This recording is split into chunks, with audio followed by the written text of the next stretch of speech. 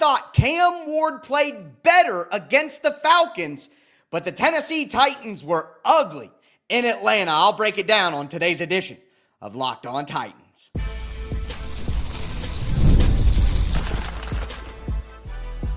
You are Locked On Titans, your daily Tennessee Titans podcast, part of the Locked On Podcast Network, your team every day. Welcome to the Locked On Titans podcast. I am your host, Tyler Rowland. Titans fans, the Tennessee Titans won their preseason second game against the Atlanta Falcons 23-20, but I don't care about the score. I thought the Titans as a team were ugly in Atlanta. Overall, though, I thought Cam Ward actually played a better game this week than he did last week against the Buccaneers. I'll dive into the performance, even though the box score does not look good for Cam Ward. Also, we're going to talk about some individual performances that I have to get into. Elic Ayomanor, Gunnar Helm, Cedric Gray out there. But I also do got to talk about my concerns on special teams, especially with Johnny Hekker, the Tennessee Titans punter. Before we dive into all of it, though, do want to thank you for making Locked On Titans your first listen each and every day. Remember, Monday through Friday, Tennessee Titans content all year round, always for free. Make sure that you get subscribed, stay subscribed. It's your team every day here on the Locked On Titans podcast. But overall, again, I thought Cam Ward was actually improved in this game. I know that it wasn't as flashy. I know there weren't as many completions. I know that the box score doesn't look that good, and we'll talk more about Cam Ward's individual performance as we kind of talk about everything that went wrong here, because it's all intertwined. I thought Cam Ward was improved from last week. But overall, the Tennessee Titans as a football team, which, I know we're all excited about Cam Ward, but the team overall was ugly. Again, UGLY and ATL. That's how I feel about this game. Go through the offense in general. 3 drives for the Tennessee Titans, first team offense. And yeah, they're missing Pollard and Ridley, and they're missing Lloyd Cushenberry still, and Tyler Lockett. Sure, I get it. The Titans had some people out. But that's basically the Titans' first-string offense with a lot of these rookie weapons that we're hoping to step up and be a big part of what they do on Sundays. It's not like they're expected to be full-on backups. And they got no points out of 3 drives. Callahan said it was going to be 2 drives. I thought that they should have played more. I'm glad that he put Cam Ward back out there, but he deviated from his plan and played Cam Ward more because the offense looked so poor on the first couple of drives. And it didn't get any better on the third drive. They went 3 and out again. So 3 drives for the offense, 1 first down. That's not good. We can't sit here and say that that's a good performance from the Tennessee Titans first team offense against the backups of the Atlanta Falcons defense. The Falcons barely played any of their starters out there. But it's not just the look, let's stay on the offense actually, because there's so much here. Pre-snap penalty, J.C. Latham with a false start turns a manageable situation into a 3rd and longer than 10.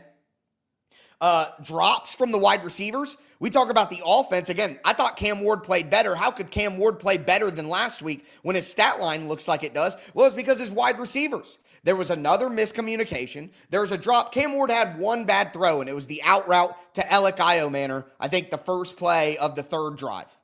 It was a little too far outside. It went out of bounds. It was a little too high, a little too outside. Elic couldn't get to it. But other than that, we saw wide receivers dropping passes.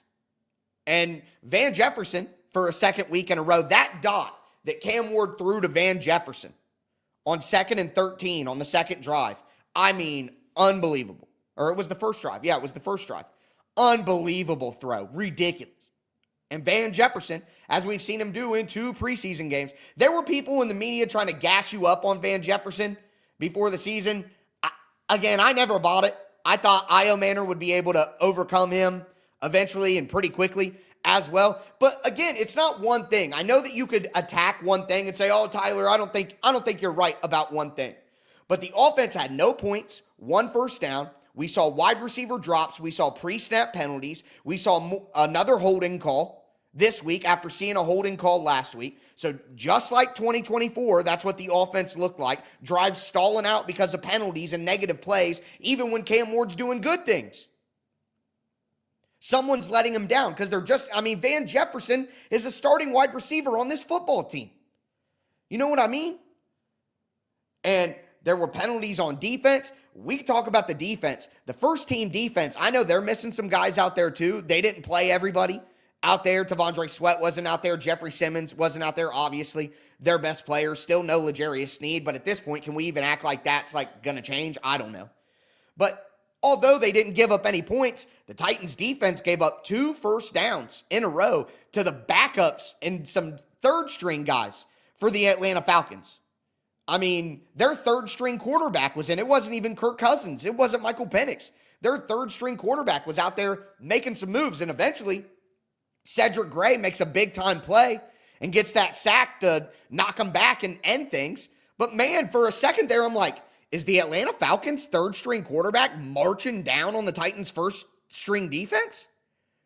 Like, we can say, oh, it's just a preseason game. You're overreacting. You're taking too much out of it. But, like, I'm watching the Titans' first-string defense out there, and their third-stringers making plays. So, the offense obviously did not have a good night by any stretch of the imagination. You could say Cam had a good night, which I do say that, and we'll get there. But you can't say the offense had a good night. The defense, the first-string defense, wasn't really that great. Now, you get into the back, Kendall Brooks had the interception, and Jamari Harris, Cedric Gray had some good plays. Like, there are good plays in there, but the first-string defense, I wouldn't say it was a great performance. And then you get the special teams, which we'll spend time on special teams more at the end of the show when I get into my Titan downs. We're going to do Titan ups right after this, the players that I thought played well. And there were a lot of good players that stood out, and I can't wait to talk about it. But the Titans as a football team, again, we talked offense, we talked defense, now special teams, a missed extra point in perfect conditions, literally in Atlanta's dome. Like, that's one of the cleanest, best environments you could ever have for a kicker. And you miss an extra point. Next, special teams coverage, 3 missed tackles, tons of special teams penalties all night on the Titans. And did you see James Prochet and Jaquan Jackson both have a shaky punt return? Like, the one, James Prochet, like, ran up to it. I thought he was going to go pick it up off the bounce after, like, waving everybody off. He was very unconvincing. And Jaquan Jackson on his, he looked scared for dear life. He slipped into it and then caught it. And he's literally running to the sideline, bear hugging it like it's a teddy bear. I understood. I mean, he's fighting for his life to make this team. He can't afford another muff. But both of them were sketchy. So, again, I thought Cam Ward, and we'll spend time on Cam Ward right now, because I thought Cam Ward actually had a better game this week, a cleaner game this week than he did last week. But again, as I've said all week long, if you've listened to the show, my everydayers out there know it's everything around Cam Ward. I'm not concerned about Cam Ward. I'm concerned for Cam Ward because everything around him doesn't seem great. And if you talk about Cam Ward's day, and let's do that. Let's talk about Cam Ward's day. So to me, Cam Ward, 2 for 7, 42 yards. They had 1 first down as an offense. That is going to be blown up everywhere. People are going to be talking about it. It's going to be negativity around Cam Ward this week. But you look deeper at the plays, and you actually look at the throws that he make. Again, I only had 1 bad throw from Cam Ward. And let me know what your grade for Cam Ward in this game is. If you're watching on YouTube, throw it in the comments with a Titan up. If you're listening to the podcast, hit me up on Twitter at TicTacTitans. Let me know your grade for Cam Ward or any social media. I'm everywhere you want. Follow me there. But he hits a beautiful strike to Elic Ayomanor as he's rolling out of the pocket. And then throws that absolute dot to Van Jefferson on the deep crossing route that Jefferson drops. All right, great. Then Callie, it's 3rd and 13. Callie calls a surrender screen. Brian Callahan just throw a surrender screen. Cam's got to be careful. I thought that ball was lateral. Everybody says I'm crazy. I do wear glasses, all right, so fair enough. But I thought that ball was close to being behind, and DK ran after it like he was worried too. So let's, didn't turn into anything dangerous. That's great. But, hey, that's a surrender screen from your head coach. I blame Brian Callahan, who is at the top of my list. Like, again, I've been putting the pressure on Brian Callahan every show that I can because I want everybody to realize what's really happening here. Brian Callahan is much more of a question mark than anything else on this team in terms of importance. I believe in Cam Ward. Look, at Cam Ward's going to be fine. But it's Brian Callahan. Is he the guy to take this team out of where they're at right now, that surrender screen? And then you come back. The throw to Elic Ayomanor on the out route, That's the only throw where I'm like, it wasn't good. We get another screen that basically goes nowhere and does nothing. And then the last throw that Cam Ward made, I thought that was a good decision. Elic Ayomanor had his arm pulled down. That was clearly pass interference and would have been in a game. But otherwise, it was just a slot fade against man coverage. You give your 6'2 wide receiver Elic Ayomanor an opportunity there. You know what I mean? You do that. So I thought Cam Ward actually, the stats aren't going to look like that, and you're going to hear people misinterpret the stats because they don't watch the film and they don't watch the game. But I thought Cam Ward actually had a great performance, and he showed some incredible arm ability in this game. So I come out even more encouraged by Cam Ward because he played a cleaner game than he did last week with no turnover-worthy plays and was really just let down by the people around him. I thought Callahan had a couple bad calls that just didn't make any sense. These screen passes that they're doing, ruining the rhythm of the game for Cam Ward, who is throwing downfield well. Wide receivers dropping passes. J.C. Latham gets a pre-snap penalty. Rookie running back Khalil Mullings gets a holding call. You know, just the defense doesn't look inspiring to start. The special teams is making mistakes all over the place. It just looks like the 2024 Tennessee Titans who went 3-14, but with a much better quarterback. And Ridley wasn't out there, and Pollard wasn't out there, and of course Cam Ward's not going to look as good when he's throwing to the second-string level guys and Van Jefferson, who he's a second-string level guy anyway, if we're honest. He's not going to look as good when he doesn't have his best offensive weapons out there. That's a given. But if you take that into account, and then you actually watch the throws and watch the game and see the circumstances, you would understand that despite the box score not looking great for Cam Ward, he actually was improved from last week, where it looks like he played a better game. He played a more clean professional football game while also displaying the incredible flashes of talent that we want to see. He did that tonight. So you're going to hear the opposite all week on the talk shows and all the different national media, yelling and raving, screaming shows. That's what you're going to hear, but that's not the reality. And my film breakdown will be out soon on Tic Tac Titans on the YouTube channel over there here in a couple of days. And it'll show that as well when you actually break down and look at it. But with that being said, tighten ups. Let's talk about the players that played well other than Cam Ward. Let me know your tighten ups in the comments. Hit me up on Twitter. A lot of good stuff in here as well. We're going to talk about all of them. Today's episode is brought to you by Monarch Money. Most people can't name all their financial accounts or even what they're worth, whether it's 401ks, properties, or investments. And when you don't know the full picture, you're just leaving money on the table. That's where you go to Monarch Money. They're an all-in-one personal finance tool that brings your entire financial life together in one clean, easy-to-use interface on your laptop or your phone. Monarch does the heavy lifting for you. You can link all your accounts in minutes, see clear data visuals, get smart categorization of your spending, and finally feel in control of your money without ever touching a spreadsheet. For me, I didn't realize how much money I was spending on online shopping. Seeing the categorized spending really helped me notice that and then fix the problem. Don't let financial opportunities slip through the cracks. Use code LOCKEDONNFL at monarchmoney.com in your browser for half off your first year. That's 50% off your first year at monarchmoney.com with code LOCKEDONNFL.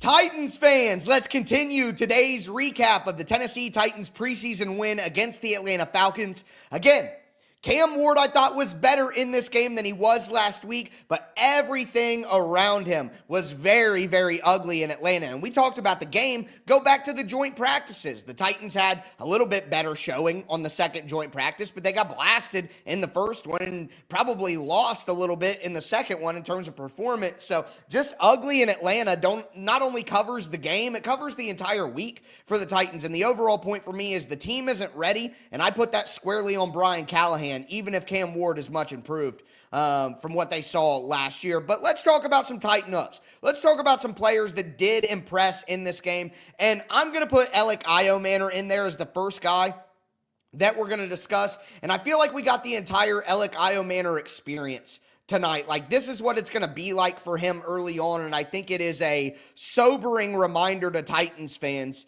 that Elic Ayomanor, Chim Dike, even Xavier Restrepo got some more opportunities in this game. They're still rookies. Now, Ayomanor had the big play, the explosive play, the 35-yard play with Cam Ward. That's very, very exciting, and that's the type of stuff he can do during the regular season. And I'm like, why would we play Van Jefferson over this guy? I know that Ayomanor has his downsides and things that he needs to improve on because he's a rookie, but he's already better and more explosive than Van Jefferson, and Van Jefferson's been in the NFL for 5 or 6 years. So what are we really doing out here? But Ayomanor had 2 catches for 47 yards. He did have 4 targets. Now, the one that Cam threw, I think that was the bad throw that Cam had in this game. It was off target to the outside of the sideline. Ayomanor couldn't pull it in. That's not on him. But on that fade, I know he got interfered with. And it would be called and whatever.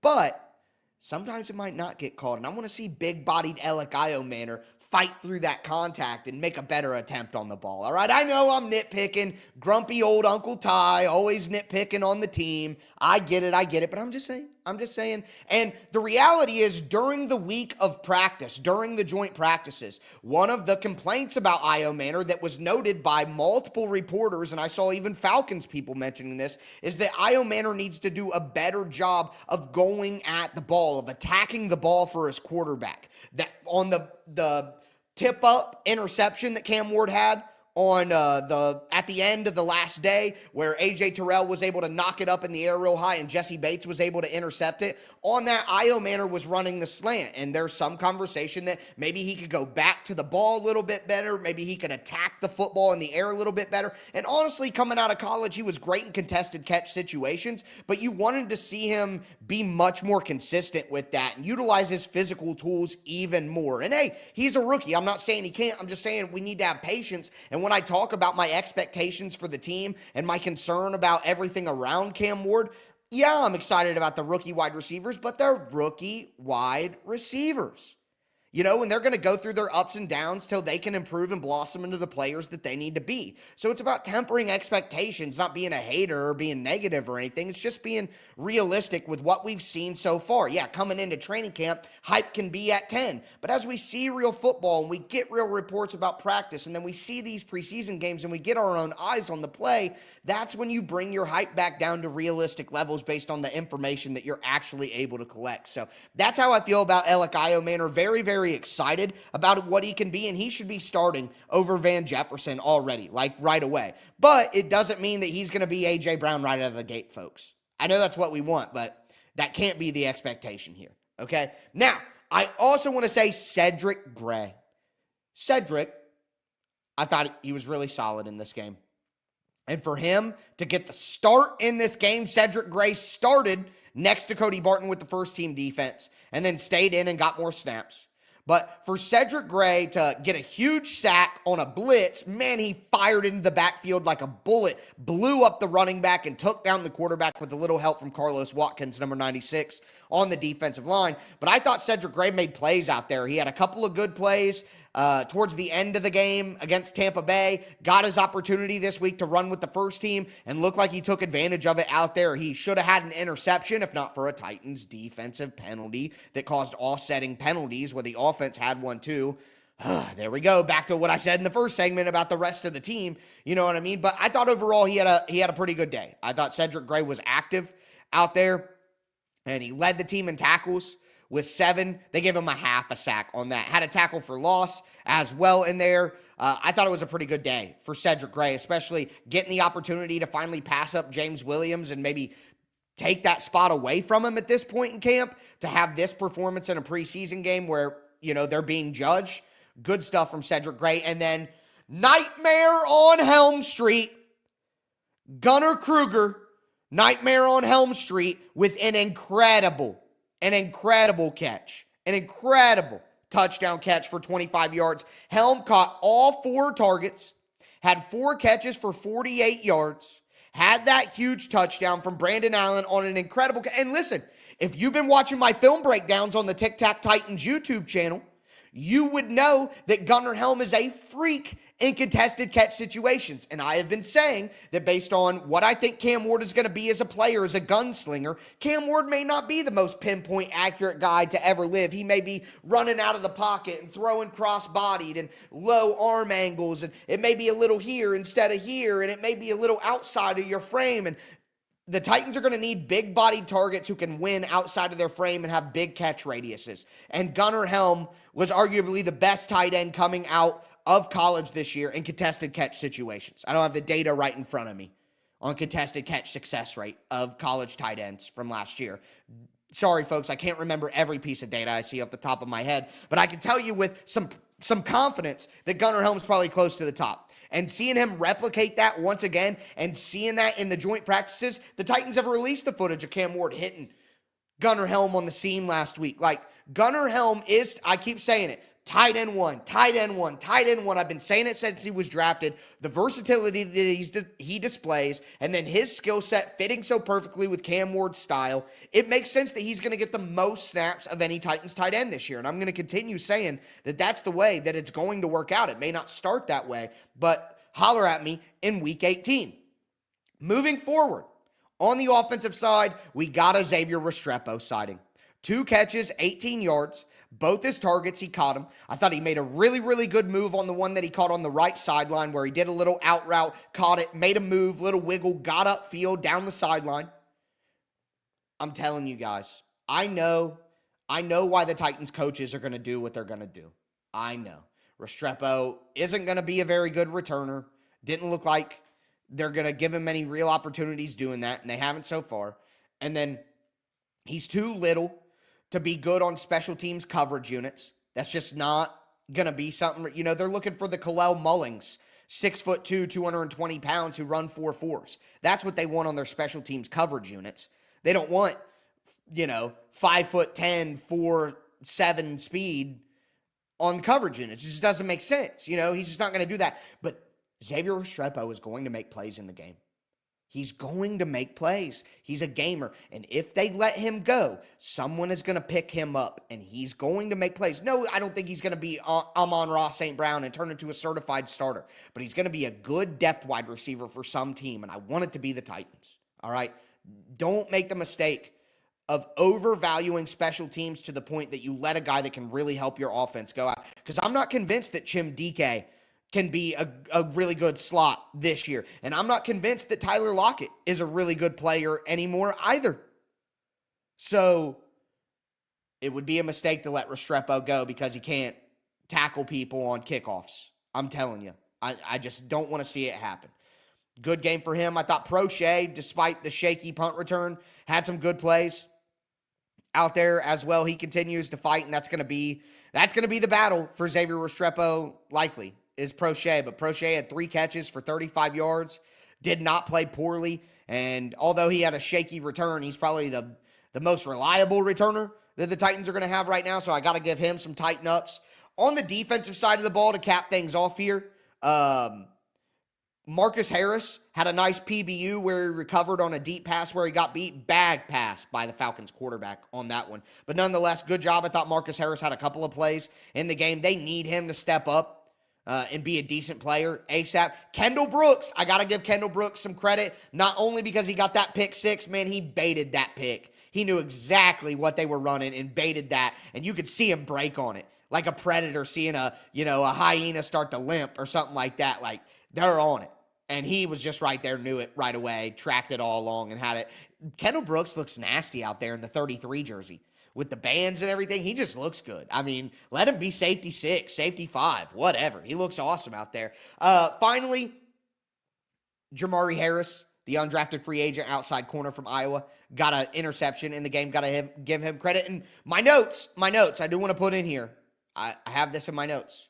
The backup offensive line really opened up some holes in the run game. Jackson Slater, Brendan Crenshaw-Dixon, Jalen Duncan out there as part of that group. I thought they deserved their credit late in the game for moving bodies around as well. But with that being said, for every tighten up, there's a tighten down. And there are some players that probably aren't as happy coming out of week 2 of the preseason.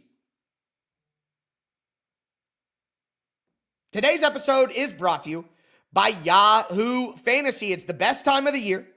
NFL kickoff is almost here, and that means fantasy football season is back in full swing. And this year, Yahoo Fantasy is turning things up with a fantasy football experience like never before. This year, I'm playing on Yahoo Fantasy, and you should too, whether you're a first-timer or a veteran making their millionth league. I love Yahoo because they've been doing this for so long that they have a great draft day experience, they have a great app experience, and to celebrate their 28 years of fantasy football greatness, Yahoo Fantasy is dropping 28 big new features over 28 days throughout August. To kick it off, they just dropped Yahoo Fantasy Guillotine Leagues, a killer new way to play fantasy football on Yahoo where the lowest scoring team gets eliminated each week until there's one team left standing. With the season right around the corner, now's the time to get your league together and give this new mode a try. If you're into the classics, you can still play in head-to-head private leagues or join a public league. Stay tuned for more killer announcements and start playing Yahoo Fantasy Football now at yahoofantasy.com/LockedOn NFL.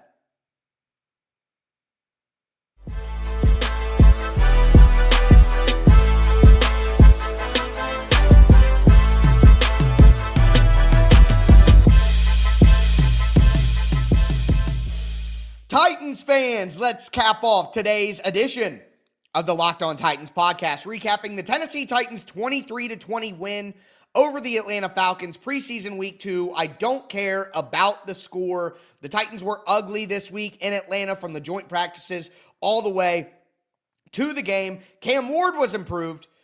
Elic Ayomanor, Cedric Gray, Gunnar Helm had some good performances, but there were some bad performances in there and some Titan downs that we need to discuss. Before we dive into it, I do want to thank you again for making Locked On Titans your first listen. Remember, Monday through Friday, Tennessee Titans content all year round, always for free. The season's right around the corner. Now's the perfect time to become an everydayer. Get subscribed, stay subscribed. It's your team every day here on the Locked On Titans podcast. But Titan downs, we got to start with James Williams.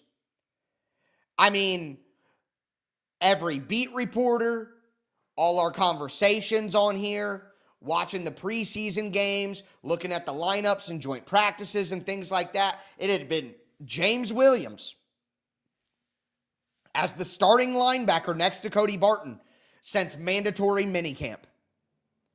But now, week 2 of the preseason, Cedric Gray makes his move. That is a Titan down for James Williams. He's had so much opportunity to lock down this spot. I am a bit surprised.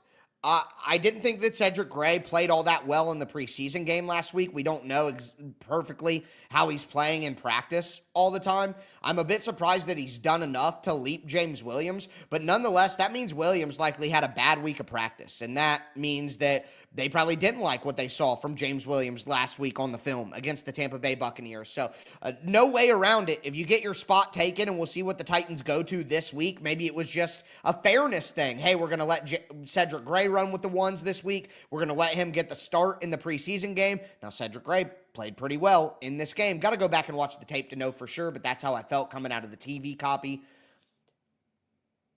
But if James Williams doesn't go back to the starting lineup this week, certainly a Titan down for him losing his spot. I also thought Chim Dike was forgettable, whether it is in the game, in the offense, 2 targets, 0 catches. Him and Cam Ward weren't on the same page on the target that he had over the middle that turned into not really a drop. It was just an incomplete pass, but they were definitely not on the same page. In the returns that Chim Dike got, I thought they were just okay. Averaged 21.5 yards per return. Got hit kind of hard on one of them. So I'm a little concerned about that, but it was just an okay performance, and he didn't really step up and make any plays with the opportunity that he got to start in the slot. Didn't really do much. That's part of the Titans' offensive problem. This is why everybody was real excited for Xavier Restrepo and Elic Ayomanor, because you knew that their skill sets right away could translate. With DK, he wasn't really asked to run a bunch of different routes at Florida. He was kind of just a slot that ran deep crossers all the time. So the Titans could probably get value out of him doing that right away. But all the other stuff, all the quick in-breaking routes and stuff like that, it's going to be a process, again, like I talked about with Ayomanor. So I got to give a Titan down to Chim Dike. I hate to do this. I really do. But other than the backside pursuit from Femi Oladipo, he had a good backside pursuit, and he had a good run stuff where he stopped in. Just another game where he didn't really stand out. I didn't really notice him at all other than that backside pursuit. It's going to be a project. It's going to be a process with Femi Oladejo. We knew that all along since he was drafted, but people are getting to the season. They're frustrated. The team isn't looking great, and they're like, Femi was a mistake. Blah, blah, blah. I mean, it's a project. He's got a ton of talent.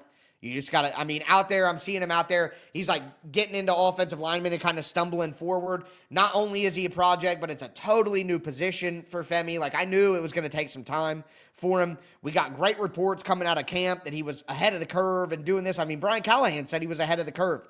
Well, it looks like he may not be as ahead of the curve as they were trying to say. Okay, so that's just what I see in that. The backup defensive line, I thought there were holes for Atlanta's run offense as well.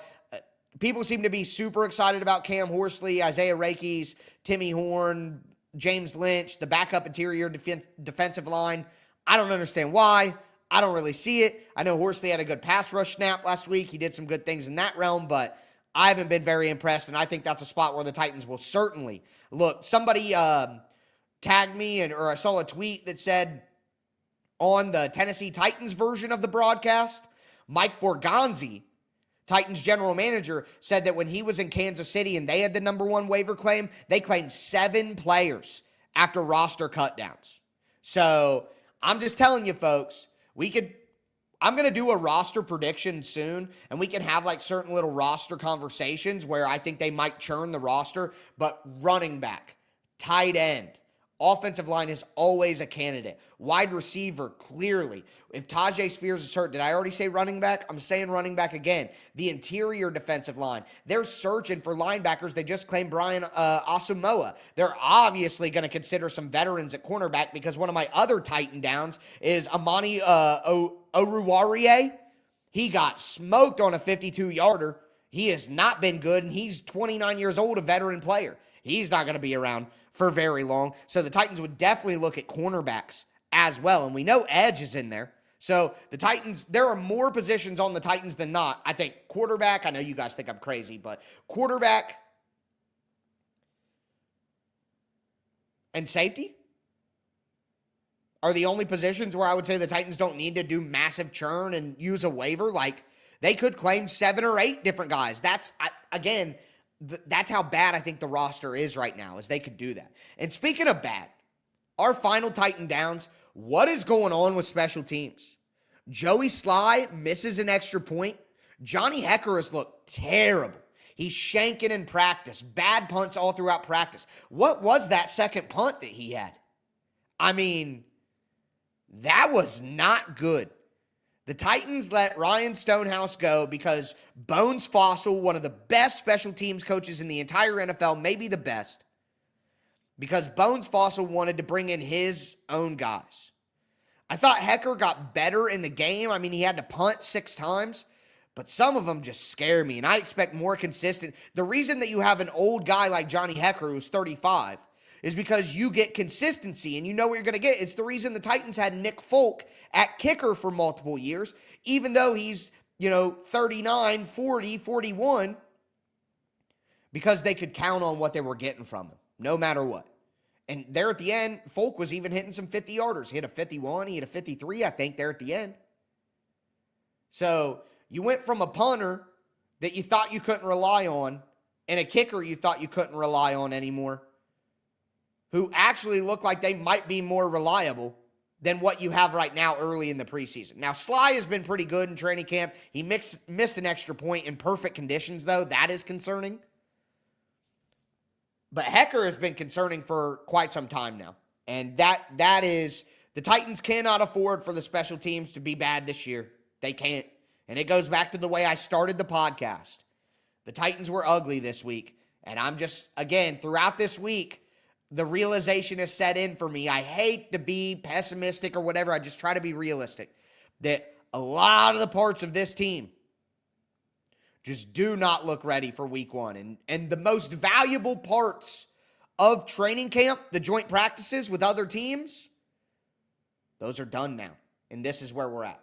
I just wish that we saw some more things that we could like. I'm trying to be optimistic, and they're not giving me much to work with, folks. But with that being said, I got to go hit the film room over the next 24, 36 hours, Get ready for our conversations next week. Again, there's a reason this is the #1 Tennessee Titans podcast in the world and has been for multiple years running now, all right? You're going to be the most informed, entertained, and just constantly giving content to Titans fan that you can be with the Locked On Titans podcast and the Tic Tac Titans film channel. So make sure that you get subscribed, stay subscribed, throw a Titan up down in the chat, throw a thumbs up on the video if you're watching on YouTube. With that being said, that's going to do it for me today, folks. As always, I am your host, Tyler Rowland, and this was Locked On Titans.